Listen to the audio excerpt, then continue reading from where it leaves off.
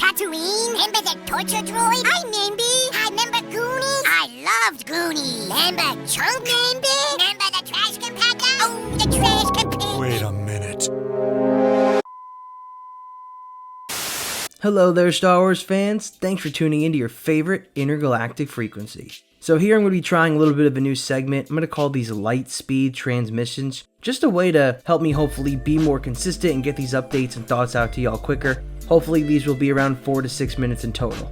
But guys, another Super Bowl has come and gone, and so has the hype for those Super Bowl commercials that cost more and more every single year. And I don't need to go into much, but long story short, the Super Bowl commercials are a very expensive endeavor by companies and brands just to get the most viewership they can for this year. But these companies pay millions of dollars to get eyeballs on what they are doing. Most are funny, but usually when movies or shows have been promoted, it is more of a showcase of what's to come, or something that is a little bit more exciting than I think what we got.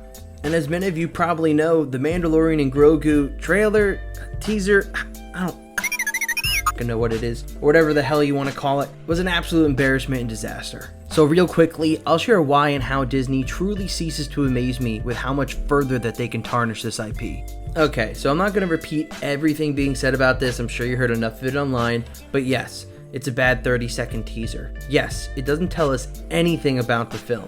Yes, it seems lazy and like it's made with AI. It kind of really looked like shit. Yes, it screams lack of confidence in the movie by Disney, or it screams a lack of understanding how trash Star Wars' reputation is right now with fans and mainstream audiences. And yes, it tells us that Lucasfilm has no idea who they are marketing this movie to. Is it to kids? Is it to beer lovers who understand the Budweiser Clydesdale references?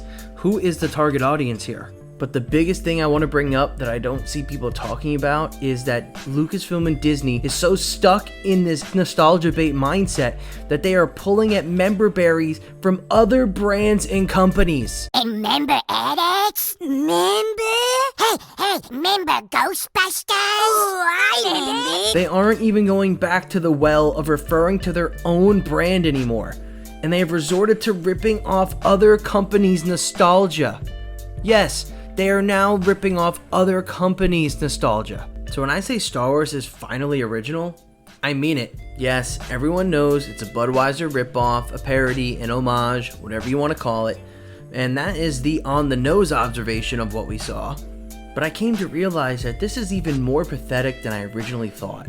Creatively Bankrupt is not even close to depicting how lost they are, how untalented they are. Because it's no secret that Star Wars under Disney has constantly referred to its own history and its own nostalgia like a junkie who can't stop going back for more. The Force Awakens was made to feel like Star Wars, specifically the OT in A New Hope, not to be a new endeavor.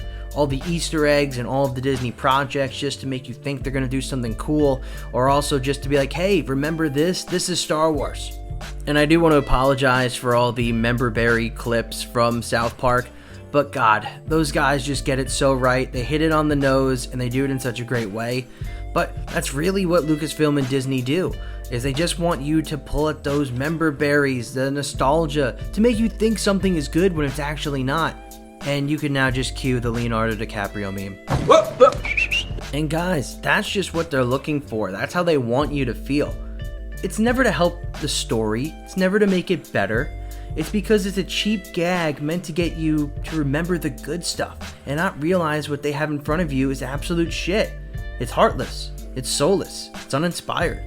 It's everything George Lucas hated about Hollywood and everything Star Wars wasn't about under him. So I couldn't believe it. I couldn't believe that Lucasfilm and yes, Dave Filoni, because it does now fall under his purview, are now pulling at the member berries from other brands, even other franchises, let's call it. They have sucked their own well dry and are now coming for everyone else's nostalgia because they have nothing else worthy to provide. $8 to $10 million was spent on this shit, and that doesn't hype up this movie at all, and it has left more confused and excited for this dumpster fire coming out in May. And I'm sorry for being so negative with my videos on this channel with some of these topics. I love Star Wars, a lot. But I made this channel to speak my mind, the good and the bad. So on the bright side, me and my good friend Star Wars Nerd are having our next podcast episode for Sessions on Dagobah on Saturday, February 28th. Come by, hang out with us for a few hours. We hang at Yoda's hut. We have a blast. Next episode is going to be a prequel appreciation episode. So come by and laugh and have fun with us as we get into what we love about Star Wars. But guys, that's all I got for you today from your favorite galaxy far, far away. Please remember to like and subscribe down below. Help the channel grow so you never miss out what I post next. But guys, thanks for watching, and may the Force be with you. Always. Another happy landing.